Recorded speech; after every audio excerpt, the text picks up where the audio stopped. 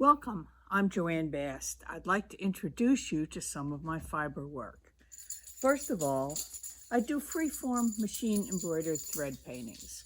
I start with a photograph, which I Photoshop to my liking, print it on treated fabric, back it with a canvas to make it stiff, and then stitch over it with the sewing machine. If you take a look at the sewing machine, there's little teeth underneath the fabric. If you drop those teeth and change the presser foot to what's called a darning foot, which has less pressure, the fabric doesn't move. So you can then move the fabric in any direction you like, forward, backward, circular, sideways, and essentially draw with the sewing machine needle. It's just that instead of moving the pencil on the paper, you're moving the paper under the pencil. Okay, I also do appliqued fabric pieces. This is a Komodo dragon with appliqued fabrics. They are also machine stitched in a free-form manner and quilted. These are finished with a hanging sleeve and a stained polyurethane wood and wire hanger in the back. I do a variety of scenes, both representational and abstract. Here's one I had a lot of fun with. I call it If Hobbits Had Condos. I do a few larger pieces for special themes.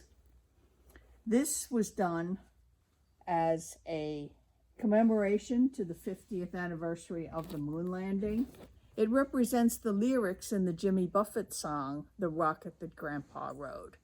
It has everything in it, from horses to DNA, to the Wright brothers, to the moon landing, to the Starship Enterprise. It was a lot of fun interpreting the lyrics of the song. And if you look closely at the rocket, there's my daughter photoshopped off her horse riding the Saturn rocket to the moon. My educational background is not in art. It's in microbiology, and I have fun with all these little protozoan creatures as well. And another one that is of special interest to me is a quilt I did commemorating with stop signs all the barriers that I came up against personally studying science, and particularly wishing to go into an ecological science as a woman in the 60s. I also do felted wool. This is a felted wool piece, jellyfish.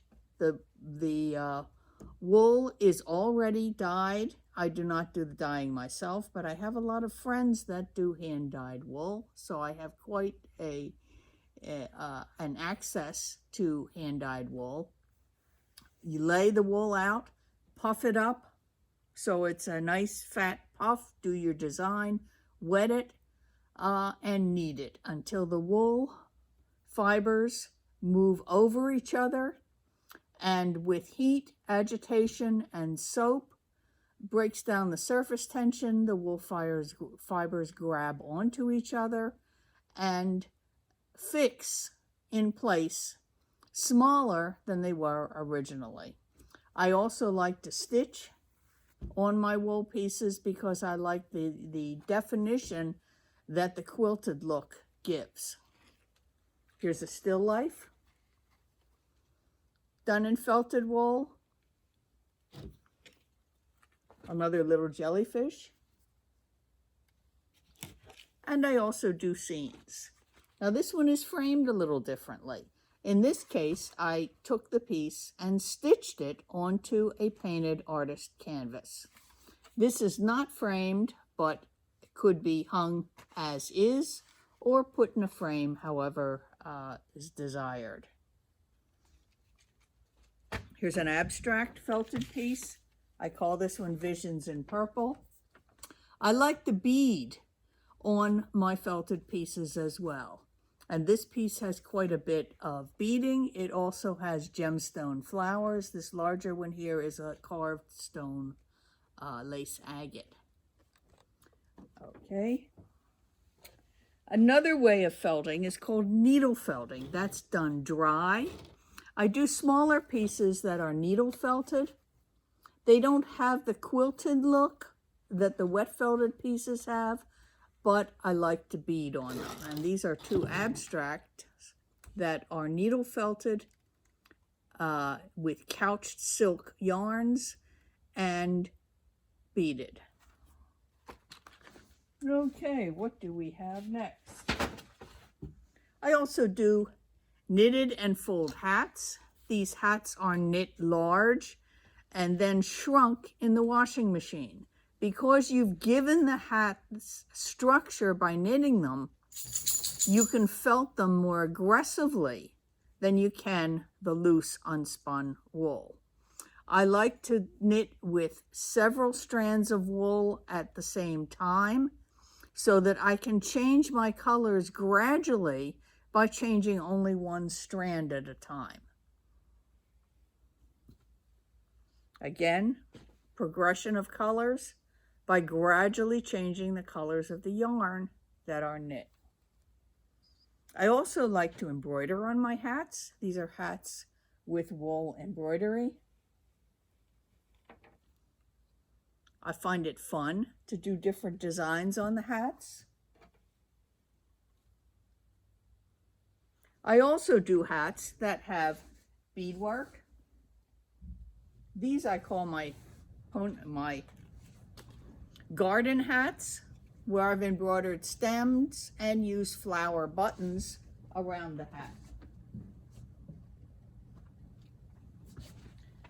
A couple more with little rolled brims, garden hats. And in addition,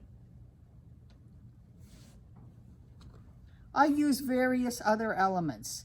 This is a carved flower of jade. Again, another jade flower with embroidered leaves. Beads and buttons. And here's one that has embroidered spokes. And also a specialty of mine, a ponytail hole. I find that these hats with the fluffy brims flatter almost everybody by giving a little bit of a surround to the face. I can't demonstrate the ponytail hole, however, because my hair isn't quite long enough for that.